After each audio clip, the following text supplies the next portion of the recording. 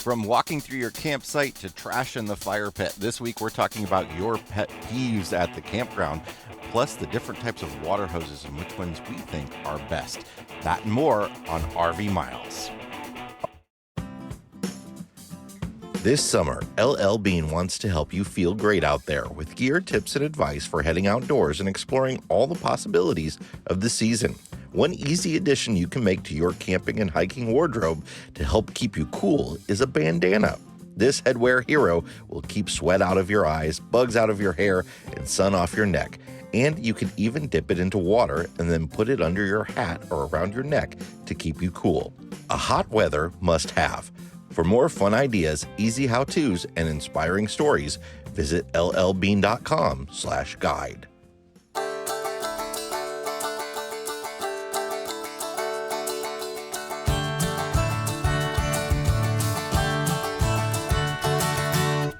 Welcome to episode number 280 of RV Miles. I'm Jason. And I'm Abby. And we are two full-time travelers who, along with our three boys, Jack, Ethan, and Henry, have been crisscrossing North America on one epic road trip since 2016. Here at RV Miles, we talk all things RV and outdoors, from industry news to travel destinations, our national parks, and so much more.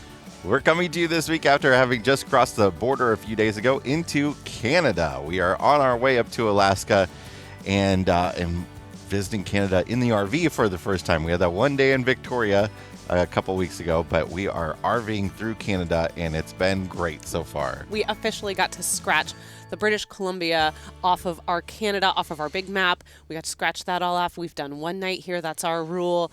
And it is so thrilling to have. We have scratched 4 new places off, states or countries off, since we started Baja to Alaska. Yeah. That might be a record for RV Miles. We don't move that fast. That's pretty great. We got a lot to cover on the show today. We're going to talk to you about your pet peeves at the campground. We had a post in the RV Miles Facebook group where we all chatted about all of our different pet peeves, and we're going to get into those a little bit later. But first, I wanted to talk to you a bit about water hoses, because these questions have been coming at me in the last few days about water hoses a lot. I think people are sort of getting ready for camping.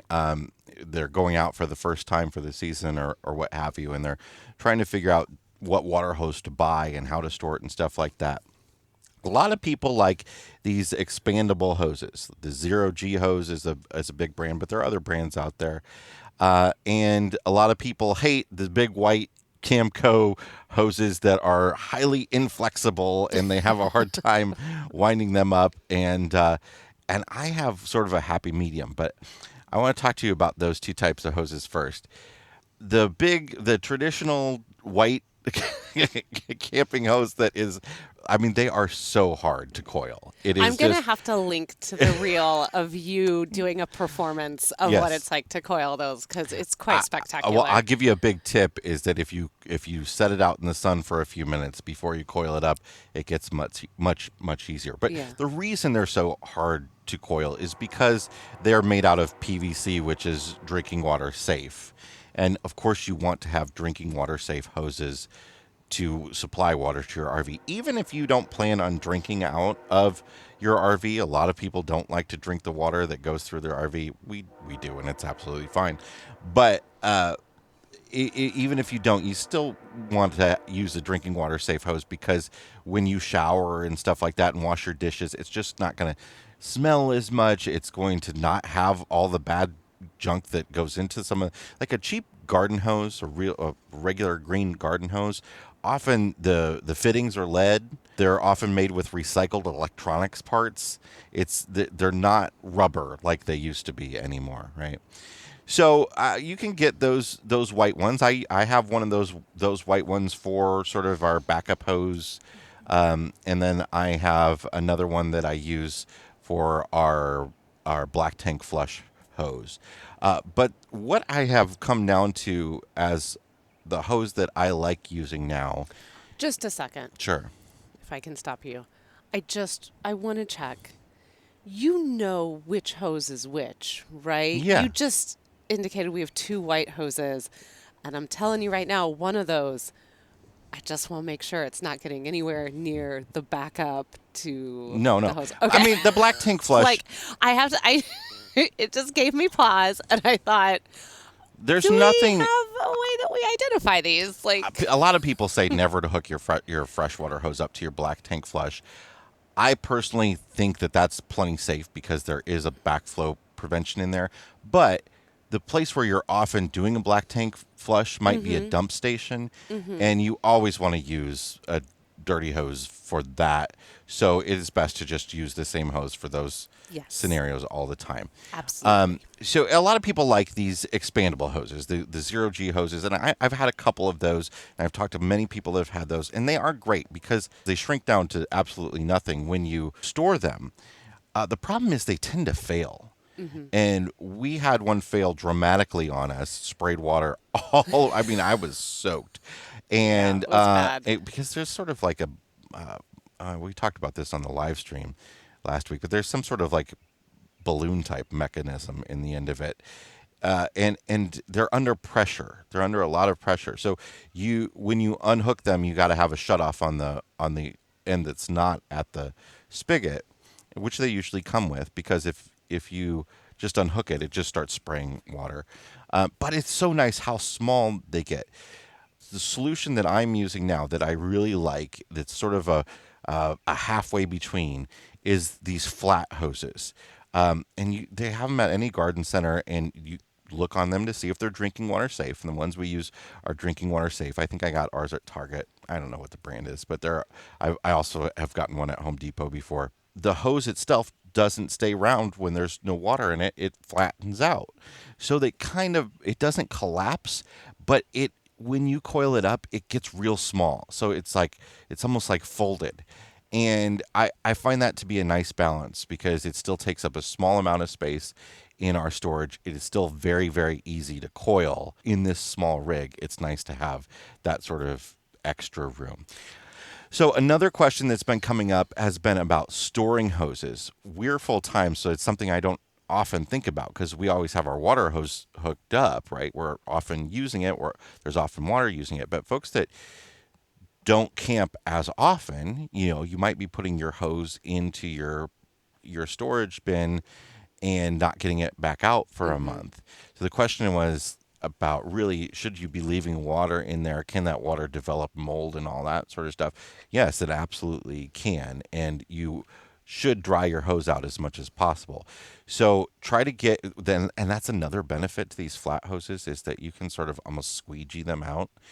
But try to get as much water out as possible. Blow on the end of it to try to get as much out as possible. You can even use one of those air compressor attachments that people use to winterize their RV. You can blow air through your hose that way and get all the water out, and then connect the ends together so air can't get in, and you'll probably be pretty good. But you do want to sanitize your freshwater hoses just as often as you sanitize your freshwater tank. So we recommend, if you haven't used it in a month, you do a sanitation, or every quarter if you're using it regularly, you sanitize it with a mixture of a quarter cup of bleach to 15 gallons of water. That's what you use in the fresh tank. And as long as you just run that water through your hose into your fresh tank, you've sanitized it, and that's probably a good way to go about it.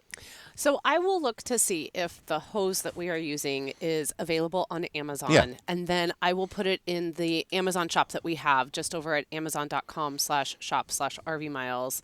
You can go over and take a look at it for yourself and see if it might be a nice happy medium for you as well.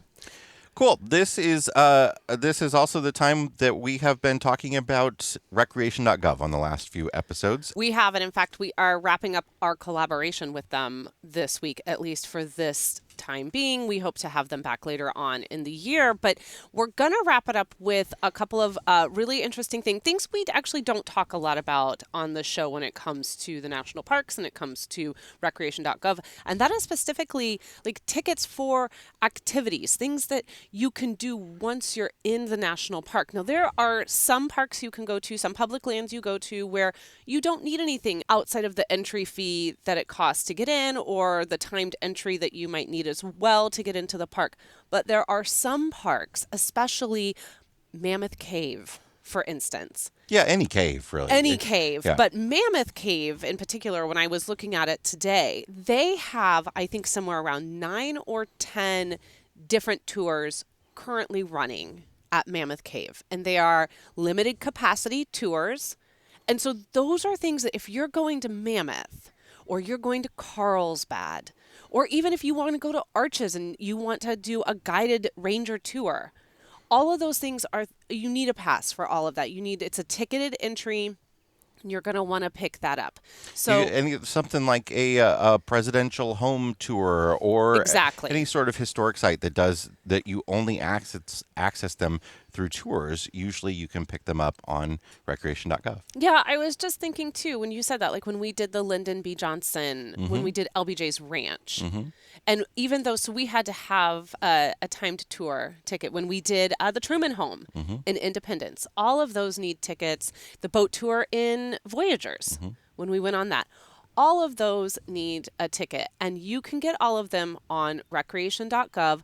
Of course, as we've talked a lot about, this is something if you can get it in advance, do go and get it in advance. Of course, you can always pick these up day of, but it is really nice to have all of this planned out and all of it there in the Recreation.gov app so you can see it. So it's really simple. You just go over to the site and you're just going to click on tickets and tours, and then you're going to just follow the prompts and go from there to find what you want. Of course, if you can't get one in advance, you could still get one day of, and that's where the scan and pay that we talked about in the past can come into play, because you can also do scan and pay now for activities for tickets and tours and things like that as well. Also, things like picnic shelter reservations are going to be on there, and or getting like a picnic shelter day of, or a boat ramp fee. You might do scan and pay for that, where you're paying $5 or so to drop your boat into a marina, that kind of stuff. Yeah, because I think we forget too that, if we're full timers, obviously we're moving around, but a lot of you are part-time and weekend RVers, but you may have near your own home base public lands. And you can do things like book a picnic site for having a birthday party or something like that, or just a family outing for the day, or the marina that you want to take your boat over to. Like, all of those things are there, and they're all there on recreation.gov. So we've really enjoyed this collaboration with them. It's been really great for us to kind of go back and revisit the site and some of the things that we love about our public lands and that we have loved for so long as full-time RVers. So if you have any questions for us about anything we've covered, of course you can reach out to us. And then finally, we just want to share that Recreation.gov is doing their big Share Your Story, which is their outdoor adventure writing contest. And so what this is that they are seeking stories about adventures that touched your heart, made you laugh, and created a memorable experience that will last a lifetime. They're looking for a recap anywhere between 900 to 3,500 characters, and they have prizes for overall best story, for categories, honorable mentions. But we all know that as interest in our public lands has grown, that means that more and more people are experiencing for the first time some of the joys of these lands, or they're increasing their experience and the time that they're spending there. And, we shared that story at the beginning of all of this about meeting Jerry and what that was like for us and how it has stuck with us all of these years. And those are kind of what this Share Your Story is all about, how our public lands are changing us for the better. So if you are interested in participating in this, we will link to it in the show notes at rvmiles.com/280, or you can go to recreation.gov/shareyourstory. Okay, we're going to take a break, and when we come back, we are going to talk about your pet peeves at the campground. We'll be right back. Chances are you've seen them on the road. That's because Blue Ox designs and manufactures the best towing products in the industry. Just look around. You'll find them on highways and campgrounds and anywhere you find people traveling in the great outdoors. Award-winning tow bars, base plates, and brakes, a full line of weight-distributing hitches, adjustable ball mounts, and a new line of fifth-wheel hitches. With Blue Ox, towing doesn't have to be a drag. To learn more about how Blue Ox can make your travel adventures even more stress-free, visit blueox.com. We're back and we're here to talk about pet peeves at the campground. But first, we want to share with you the news of our upcoming RV Miles Homecoming event. Yes, so this inaugural is on sale. The tickets are out there. Go and get yours. It's really limited in what we have left. It's a small event this year. We only have 40 spaces reserved. It's a small event, but there's a big amount of stuff that's happening at this. So the cost for the rally ticket is $200 a person. The kids are free, 17 and under are totally free.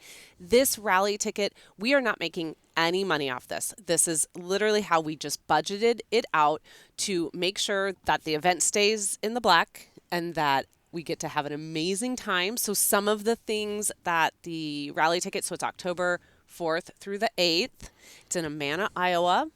Some of the things the rally ticket is going to cover is nightly meals. We're all going to come together. We have this space that they've given us at the campground, the Pioneer An Building. indoor building. So Yes. if there's rain or whatever, we're all still going to have a great time. Yeah, because who knows? It's the Midwest. It could be 100 degrees at the beginning of October, or it could be 12. We have no idea. So we have this indoor space. Every night we're going to have a dinner catered. So get ready, y'all. Hy-Vee's coming for you. And maybe some food trucks, but the Hy-Vee catering is so good. So we're doing that. We're going to go into town. I'm really excited. One of the things we're doing, and they have been so nice, is through the Amana Heritage Society, we're doing this communal kitchen sampling tour and then a walking tour of Amana. And so it's 2 hours total. We're going to get to take a tour of Amana with a guide. If you're not familiar, the Amana colonies are these it's a German settlement.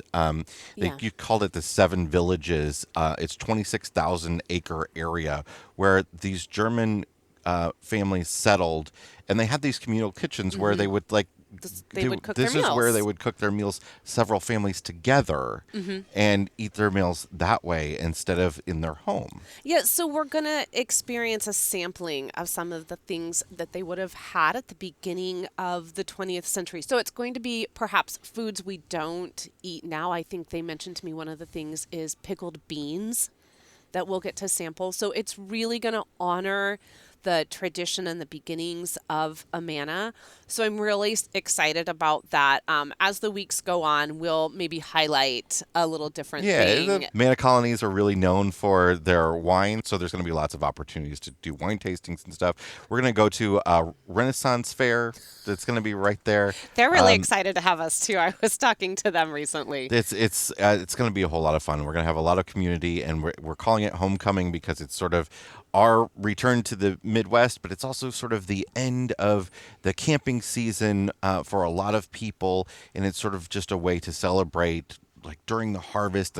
This campground is wonderful. It's in the middle of cornfields, and the harvest will be happening, and it's just sort of that time of year where things get wonderful in the Midwest, where there's like apple orchards nearby and all that sort of stuff. So we really hope you'll join us there. We'll put a link in the show notes for you to sign up. The camping is really cheap on top of the ticket price. So the ticket is $200 per adult, but then you have to pay for the camping as well. But it's only $35 a night for full hookups. So I think it's going to be a really great deal. It's going to be a fun time for everybody, and we really hope to see some of you there. Yeah, I mean, my parents are coming, y'all. It's going to be so much fun. Okay, so let's move on, though, and let's talk about, there was a thread that happened over in the RV Miles Facebook group recently by one of our really wonderful moderators, Emily, and she asked, what is your biggest pet peeve at the campground? And 146 of you had some pet peeves that you needed to air in this thread. So we thought it would be a really great discussion to kind of go through and pick a few of those out. Some of the more general takes I think we're all going to recognize, but there's a few, I guess, spicier ones in there I think it's important here, though, to define what a pet peeve is. I mean, so I think the dictionary basically calls it's something that a person is especially annoyed by, right? Yeah. In fact, they say it's something that a particular person finds especially annoying. But I think there are layers to that, because I think a pet peeve really, to me, is something that it's something that you find especially annoying, but it might be not particularly something that you really should be that annoyed about. Like, it might be annoying to most people, but not on the level that you're annoyed by it. No, like it's not injuring you. It's not Yeah. it doesn't have the It just ability it to just gets at you for whatever reason. yeah, it just gets under your skin, Yeah. right? And Yeah. you just kind of drives you nuts. Yeah. So what we have here are, especially these first 4 that we're going to go through, were probably the ones that received the most likes. Sure. In this thread. This was sort of a general consensus by Yeah. people. And I don't think it's going to surprise anyone that right off the bat, Tim jumps in and he says, music played too loud. Yeah, yeah. I have complained about this on the show. We have been in places where people. There was one experience we had where people. We was in were in Mancos. Mancos, Colorado. There's this campground was a great spot, but a lot of people were there to go off and do some four-wheeling and stuff like that, right? Right. Well, there was also a venue for a wedding. You could have a wedding Yeah. on site as well. And actually, this story you're about to tell, these people were here for a wedding. Well, what happened was these people were playing music at their campsite. Mm-hmm. Fine, that part of it wasn't bothering us. It was that, like, after breakfast, they left for the whole day. Yeah, they went to the wedding. And They were all left dressed. their music on for the whole day. And it wasn't just one day. So it was intentional. Yes, it was loud. They weren't right next to us. I mean, there was a road and a hill and then another Yeah. their RVs. So they were a distance away from us. It was not my type of music. Now, maybe if you enjoyed the type of music they were playing, you'd be bopping all day long. I was not. It was my kind of It's music, but it was also a playlist not- of like 15 songs that Right. repeated. So it started to get Not my thing. It started to be the same song over and over again. And then recently, we talked about this when we were in Yosemite. We had a family across from us that also wanted to make sure that everyone knew how much they loved this one particular album. And they Oh, we got a lot of that album. played that album a lot to the point where we were having active discussions about how awful some songwriting can be and the tropes that are used to like write these kinds of songs. I And think- like you have to have the structure has to have like 5 key words because we didn't know what else to do to survive yet again.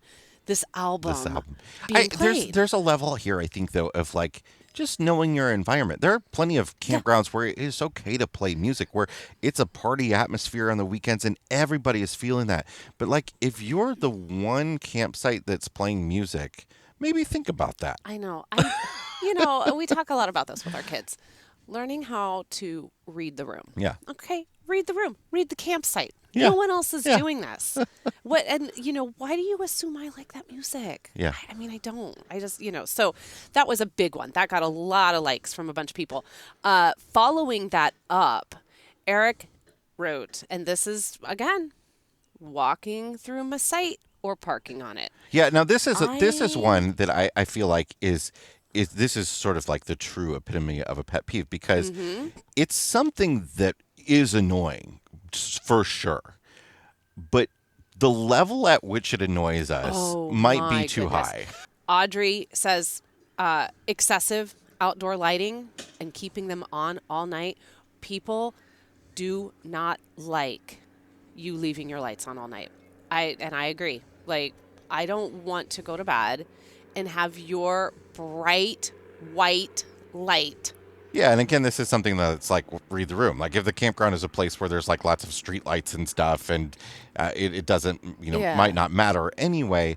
But I think people have sort of this false sense of security. Like they want to leave lights on because they think it's going to keep critters away, or they think there's people. a safety level involved with that. And I just don't see it. I don't. And it's definitely proven that it doesn't keep critters away. I mean, I think the worst is again, it's a pet peeve. You leave the light on. That's fine. I'll adjust. I have an eye mask. It's fine.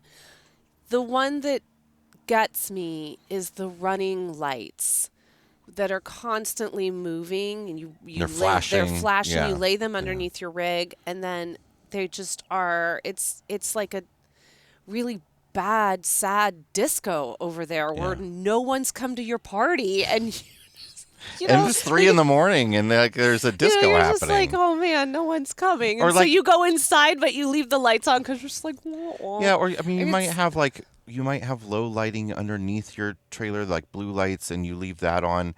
But like leaving your bright white porch light on. Yeah. That's one of the things I really love about the Ibex. The porch light like a dual switch where you flip it up and it is a bright white outdoor light, and you flip it down and it is a yellow light that doesn't attract bugs, and it's much lower, and you can sort of see outside without having to light up the universe. Yeah.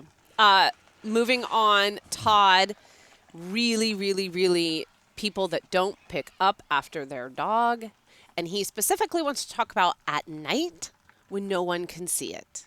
When you're out there secretly with the dog and no one's going to see your dog poop, and you're just kind of like, that's fine. Yeah, No or you one let it poop on cares. somebody else's site and you leave Yeah, it. that was interesting. There were a few people that chimed in that said that they had come out in the morning to their to find dog poop right there next to their stairs, Yeah. or someone just in really intrusively in the campsite, not along the Yeah. perimeters, but like next to their chair or right behind the underneath of their rig. And dogs and kids are really triggering for a lot of you in the campground. And that to me is when I need for everyone to take a step back and really evaluate like the levels of triggers with dogs. Okay. Yeah, I mean, I think I look.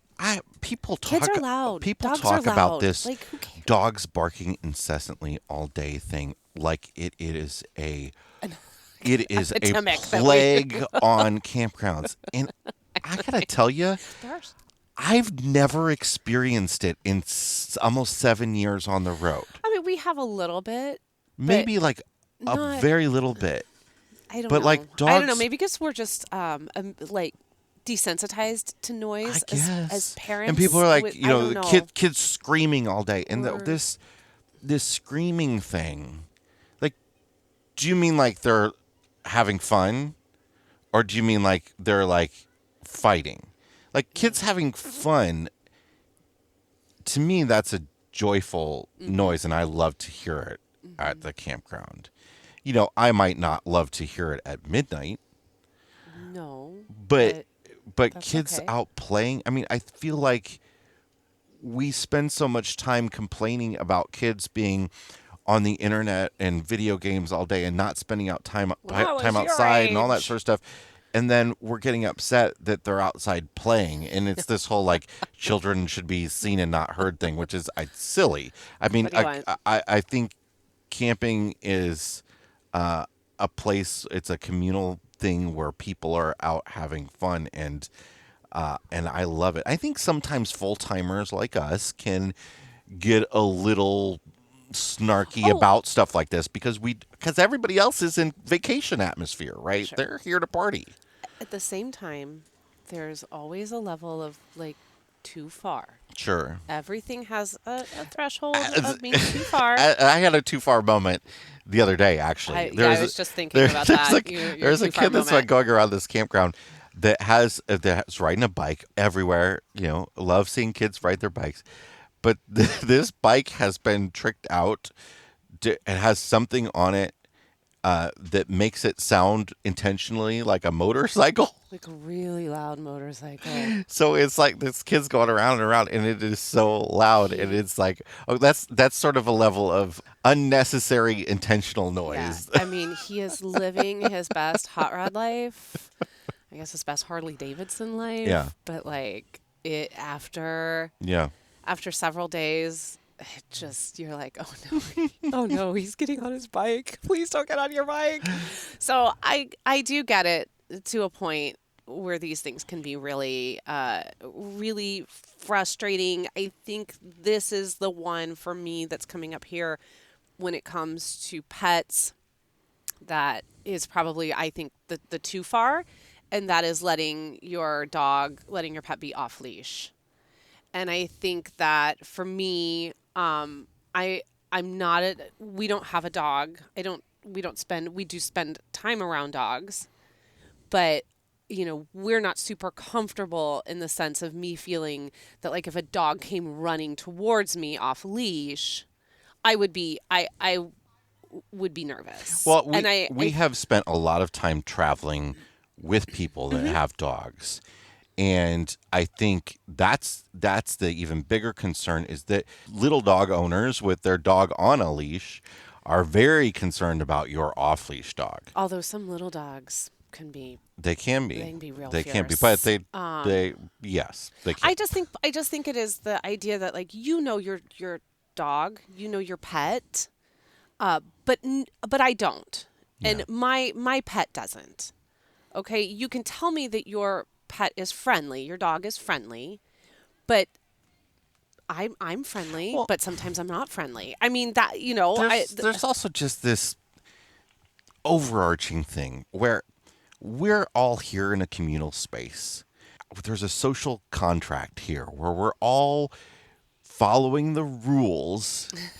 We might not like certain rules, but we're just going to follow them so that we can all have this atmosphere of camping where we're all experiencing something that doesn't ruffle anybody's feathers, that everybody's happy, everybody's having a good time. And when people step out of that and act, it feels like they think that the rules don't apply to them, that they own the place, whatever it might be. And that's really frustrating, even if I know that that dog isn't going to bother me. I think it's just again maybe a little bit of loudness, dogs off leash, going through sites. I think it's this idea that you're asking me to participate in your version Yeah. of this, and I don't get a choice. Or you're right? ignoring me and just thinking about yourself. Right. And I'm not coming over and asking you to do things a particular way in your campsite or in your camping experience. And so when you do things that sort of break that social contract, you do feel a little bit like, okay, well, I'm supposed to do it this way because you are being the bigger one, you're being the louder one in the room. And just because you're the loudest in the room doesn't mean you're always right. Anyway, those were kind of the ones that seemed to be really generally agreed upon by the group. Yeah, but now you got some hot takes. Now we have some hot takes that were met with some agreement, but not in the way that. But the also majority, some disagreement. Some disagreement, but also not in the way that these ones that we just went down. And this first one says that Catherine says others overcrowding their sites with pop-ups, fences, dog kennels, and putting everything outside when they are already hauling a 40-foot fifth wheel and a huge pickup to begin with. I don't want to look out and feel like I'm staying in someone else's garage. So I read this and my first thought was like, they're not hurting you. Mm-hmm. Okay?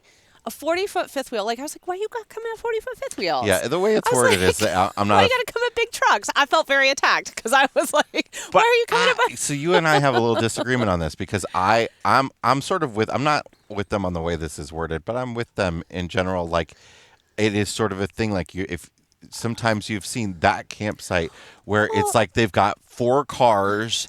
There is okay, but she didn't mention multiple cars on here. But where they've taken every inch of the site and made it look like their version of a carnival. I guess I'm like, listen, when we have the Sabre, we're a 43-foot fifth wheel with an F350 and a pop-up Gazelle on a good day. I guess this is an outdoor kitchen. To me, though, this is the definition of a pet peeve, though. Like this is it. I shouldn't be totally bothered also, by this. Hey, but I am. I just am, but I shouldn't be. But I'm like, hey, thanks for the dog kennel. Thanks for putting up a perimeter in your space that allows your dog to have off-leash freedom. Yeah. Okay? Yeah. And you are comfortable. Good for you on that. Yeah. Like, I feel like that's very responsible. Okay. I'm with you on that. Yeah. I don't mind if you... We camped across some folks recently who essentially brought a full tree with them in order to burn. And by a full tree, I mean like it wasn't already cut up into firewood, like they had a chainsaw out. Wee, wee, wee. That was a noise. That was noise. That was a noise. But That was a noise. there's an element here of like, okay, I have these 5 senses, and any of them, including sight, if like you're really overstimulating, like with lights, but also potentially with your stuff. Maybe it's not having too much stuff. Maybe it's having a messy campsite where you have just things randomly laying everywhere and As stuff. I look back at ours, and there's shoes everywhere. There's something it's that it might bother me a little bit. Yeah. Do I have a right to that? Bother me? Should you change? I don't know, No, I but don't think it might bother me a little bit. And to your point about the campers with the tree that they brought to cut up, Yeah. it wasn't that they were cutting up this tree that they brought with them, and we're not kidding. They brought a lot. It was that they were burning green firewood 24/7. Yeah, and it was really, really smoky, and it was just very. It was really hard to tolerate in the other campsites because that smoke was just billowing straight towards us. That was what was difficult because it set off everyone's allergies and made us all a little miserable. We're going to rapid fire through some of these. What I love is that almost right after this one or right before it, somebody wrote, people that are more worried about what everyone else is doing. There you go. Like that's truth. Pet peeve. There's your truth bomb for the day. I mean, yeah, these your are pet all... peeve is pet peeves, and I understand it. I understand it. Somebody wrote flagpoles, and someone responded with, I don't quite get this one. And then your problem is the pole? So someone asked, like, I'm really lost on this one. What? And he just said, I think it's a cry for attention. I go, fair enough. There's something where, like, okay, like, look. I'm not gonna get into it, but I will. Not but wrong. like, I don't need your politics at the campground, whatever they are. I don't need the vote for or the F this or any of your politics at the campground. Your country's flag or whatever it might be, fine. But like, I guess there is. Again, it's like here. This is. I'm planting my stake on this spot. This is me, and here I am, and everybody look at me. I get that. Someone wrote, people who think they're good golf cart drivers. Not necessarily bad golf cart drivers, but people that think they're good golf cart drivers. I'm sure there's a story behind that somewhere. Sure. I actually don't think this is a hot take, but I dropped it in there. No receptacles for recycling. We've talked a lot about this with campgrounds. Yeah. We would really like to see more of this. We've been surprised and pleasantly pleased with how many we have seen across the Pacific Northwest in the campgrounds that we have been in. I think that should be something we should be doing everywhere. This one gets me right at my heart, and that is when staff or neighbors try to talk to you during your setup or when you're tearing down trying to leave. That is not the time for a conversation. And that includes when I am backing into a site. Oh, especially like, I mean, time. that's when mistakes get made. Like people do make errors, like hooking up and you miss something, and people have their mental thing that they're going through to get all that stuff done. Well, there's also, for me personally, there's a checklist. Yeah. And I like to do that checklist in order. When I'm distracted from that, because someone's come over and they want to have a conversation with me, and I love to talk to people. It's not that you're coming to have a conversation with me. It's just, again, read the campsite, read the room. Yeah. That's just not the time for us to have a discussion about how we store the bikes on the truck in the middle of us trying to store the bikes on the truck. Like there's a process to that. And, we want to be able to keep bikes on the truck when we move off down the road. So we need to do everything. If I forget something doing that, the bike might not stay there. That bike might not stay there. Yeah. So a few others, generators past quiet hours or early mornings, being loud after quiet time, not just loud music, but being loud in general at your campsite, just keeping that party going. And then we've already talked about this, but unattended children, there's nothing, if it's not a barking dog, it's a kid running through a campground that sometimes just really gets those pet peeves going. Yeah. So, I mean, I don't. But we talked about it. We went there. I don't understand that unattended children thing. I mean, like, if they're doing stuff that I'm you an don't. unattended adult. Like they're doing stuff that they shouldn't be doing. That's one thing. But just that they're unattended, like, kids should go off and play. Oh my gosh, I am done when my kids want to go off to the playground, I'm Yeah. done. You think Been you think done. we're gonna go stand by them at the playground? I'm done with No. that. Goodness. They can go. They want to go ride their bikes. They want to go take a walk around the campground. I'm done. They don't need me following behind them, helicopter watching them. They need to be free to go out and Yeah. explore on their own and be kids. Yeah. So, those are the pet peeves that were mentioned in the RV Miles Facebook group. Jason and I have a couple of our own pet peeves, and we are going to dive into those in our new podcast called Detour that we do every single week now for Mile Marker Plus members on the monthly and yearly level. This is one of the many perks that we are offering for members at the $7 a month level or $70 a year. You can come over, check it out. Just go to rvmiles.com/mile markers.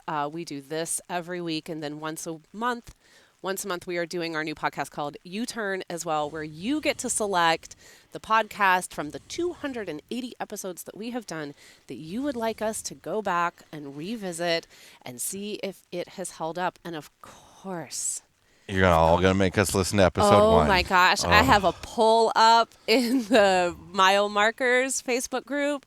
And you all are going to make me go back and listen to episode 1. And I can't handle it, but it's yours to vote, and that's the deal, and we have to go do it. So again, rvmiles.com/mile markers if you want to learn more about how this side now of RV Miles is making such a huge difference in our small business so that we can continue to provide all of you with the free content as well that you have come to know and love and trust. So thank you to all of those who have joined us over there. Okay, we're going to take a break, and when we come back, we will check the level of our tanks. Be right back. Have you heard of Park Wolf? It's a game-changing iPhone app for exploring U.S. national parks. Park Wolf's Wildlife Finder makes finding any wildlife species super easy. Park Wolf gives you heat maps and charts of the best places and times in the park to find any species. Park Wolf's free drive GPS Explorer makes exploring the park a breeze by showing upcoming places in the park as you drive, along with distances to the nearest gas station, restrooms, food, and pullover points. You can download Park Wolf for iPhone from the App Store today and start making the most of your national park visit. How many national parks have you been dying to camp at, but no matter how hard you try, you just can't seem to get a reservation? That's where CampScanner comes in. CampScanner is a platform brought to you by the team at Harvest Hosts to help you snag those impossible-to-book campground reservations. CampScanner has multiple pricing tiers to suit your needs. Just search where and when you'd like to camp and sign up to be notified if a spot opens up. Go to campscanner.com to experience the best outdoors America has to offer. All right, we are back, and it is time to check the level of our tanks, sponsored by Matt's RV Reviews Liquefied RV Toilet Treatment, the no BS toilet treatment that really works. You can check it out along with all of our recommendations in our Amazon store at amazon.com/shop/RV Miles. Jason, what is in your black tank this week? My black tank is people offering electrical advice in particular that don't necessarily know what they're talking about. That, you know, the saying that a little bit of knowledge can be a dangerous thing. Mm-hmm. You know, I feel like this is true when it comes to lots of different types of technical advice, especially when it comes to things that can be dangerous, like electricity. And I recently saw an article from a well-known, trusted RV technical expert that got something electrical very wrong. And it was the fact that a 50 amp RV outlet is not the same as a 50 amp outlet that you might have in your garage, which is not necessarily true. In fact, it's not usually true anymore. If you have a 50 amp outlet at home, people get really confused by the 240 volt versus 120 volt thing, because they say, oh, I have this 240 volt outlet in my garage. Can I plug my RV into it? And if it is a 4-prong outlet that your 50 amp power cable can plug into, that it should be wired properly to plug your RV into. That outlet that is the same as the 50 amp outlet that is at a campground is a 120-240 volt outlet, meaning it actually provides both. And a lot of people, even sometimes, unfortunately, electricians, are confused by this. But it is usually the same thing that you can plug your RV into, and this person was sort of confused by that. But I think it's really important to obviously always check your power. Use something like we use, like the Watchdog surge protector, something that is going to give you feedback that says if this is okay to plug into. You should be checking every outlet that you plug into. You don't need something like that. You can get a cheap multimeter and learn what the readings should be. But in general, that 50 amp outlet that is at a campground is the same thing that is the 50 amp outlet that is getting put into houses these days for your dryer or for your stove, stuff like that.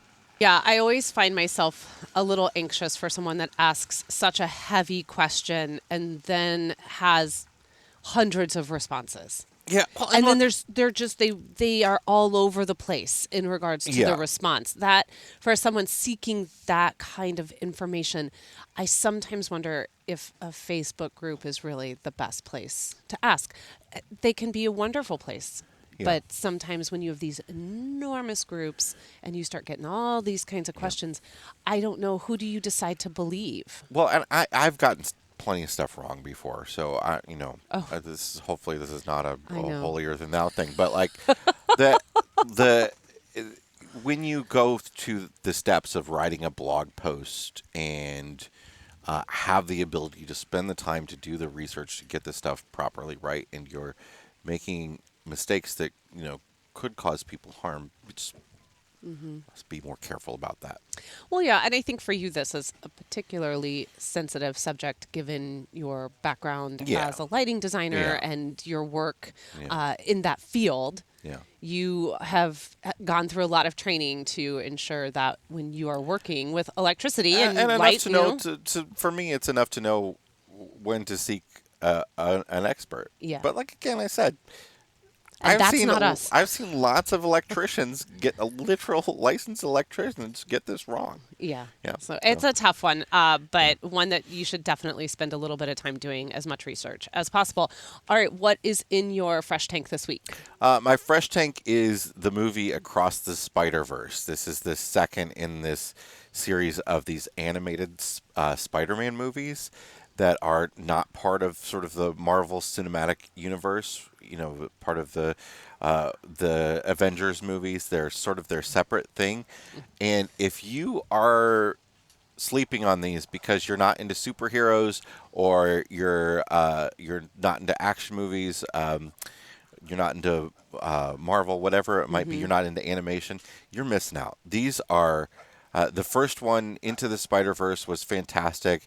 This is a huge expansion on this, and really the best way I can describe it is it's what happens when cool people are given a budget and allowed to do whatever the heck they want.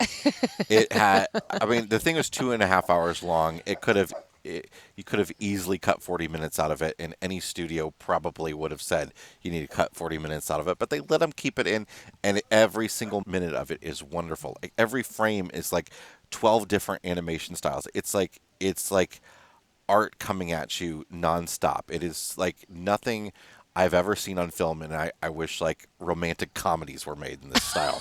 It's just it's so wonderful. It's a very heartwarming story. You do have to see the first one first, but it is very heartwarming and a great family story. And I think if you haven't seen it, you'll love it.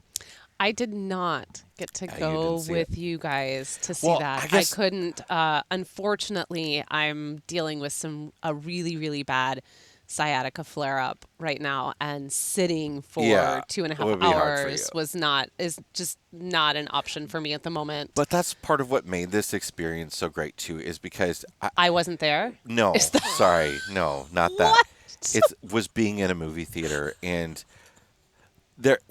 so many movie theaters have converted to the recliners, Yes. and then we deliver your food to your seats and all that sort Are of you stuff. about to hate on that? Because that's my favorite thing about going to a movie.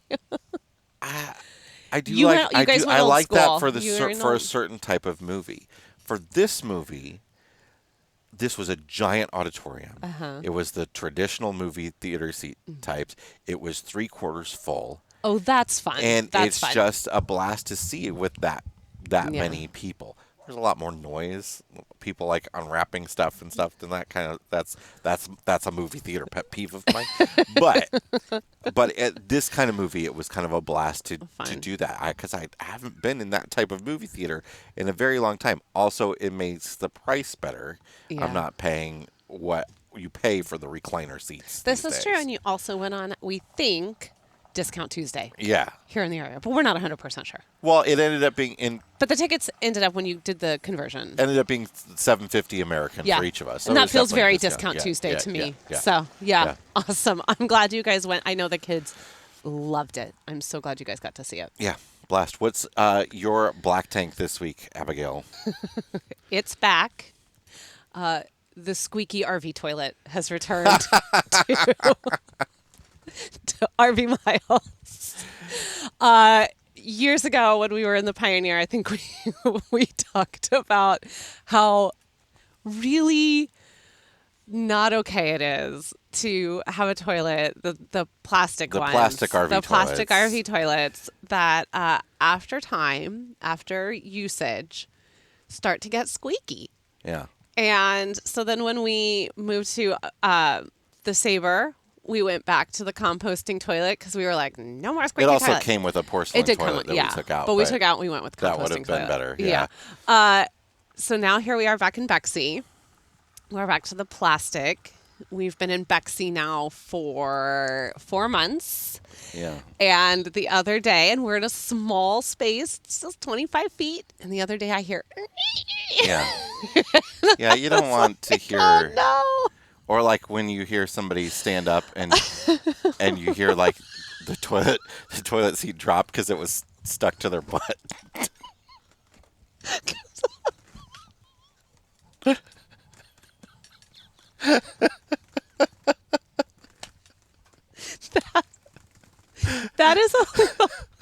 That is just a level of intimate. Because you Well, it only happens with the plastic toilet seats, right? But- A heavier No, toilet seat I- wouldn't stay. But if the plastic is light enough, it sticks. You stand up and then it drops. but you're and you're thinking to yourself, how long has this person been in there? You know that this was not like a come and go situation. Like they really needed time, and it took so much time that like they're it's essentially like I'm announcing I'm done. The joys of living in a small Oh my space. gosh. Oh my gosh. So that's just my black tank is that the squeaky toilet I'm has sure there's returned. something I could do to fix that. That would be great if you could, please, because we're in a much smaller space than we've ever been. Now my mascara is running because I'm crying. We are in a much smaller space than we have ever been in. Uh-huh. And there's bright and early in the morning. It's not my jam. What's in your fresh tank this week? So my fresh tank is a total departure. I wanted to recommend this. I use it as a coffee creamer, but I think it's also a great alternative for anyone who is trying to be dairy free. Califia makes this. It's called Better Half. It's half almond milk, half coconut cream. And it is to mimic replacing your half and half or to use as a coffee creamer. You can buy it shelf stable, which is also what I really love. You can buy it shelf stable through Amazon. And you can get one of the bigger ones so that you are not only getting, it's much cheaper than if you were to buy it on its own, especially refrigerated in the store. But if you buy shelf stable from Amazon, you get a 6-pack. I have found that this is the absolute best. Just nice little dab in your coffee creamer. It's for me because coconut milk, coconut cream is too much coconut. I don't want that much coconut in my coffee. But almond milk is just really thin. Like, it's too thin for me. It just waters out. It just waters stuff down. I don't like the taste of almond milk. I would think I would because I like almonds. I would think and I like I would almond too. flavored things. Almond extract's wonderful. Yeah. I don't really like almond milk. That's the one biggest thing about like the loss of dairy that's been hard for me. Is there is nothing I love more than a good glass of milk with a peanut butter and jelly. And almond milk just doesn't do it for me. Does not cut it.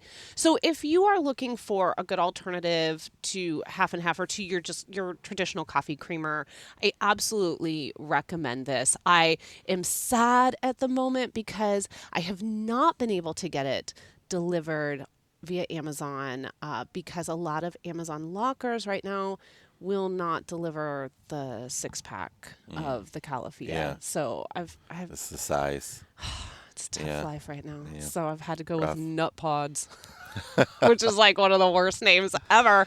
But yeah, I'll put it in the Amazon shop if you want to look at it. It'll be under our Fresh Tank where you can go in and see past Fresh Tank items that are available on Amazon that we have loved. All right, that's it for this week's episode of the RV Miles podcast. Yes, it is. And thank you for spending at least a good 2 minutes with us where we laughed uncontrollably that we couldn't even get breath. So it's a squeaky toilet world out there. If you are enjoying RV Miles, please consider going over to Apple Podcast and leaving us a 5-star review. As we say every week, this is putting us in front of a whole new generation of RV listeners. So thank you so much for doing that. The best way to chat with Jason and I, especially if you'd like to talk about a squeaky toilet, is to head over to the RV Miles Facebook group. Each week we will pin this particular episode up in the top of the group, and that's where we all enjoy discussing things that we've talked about here. All right. Thank you so much for joining us. Until next week, please stay safe and keep logging those RV miles. Bye, everybody. Bye.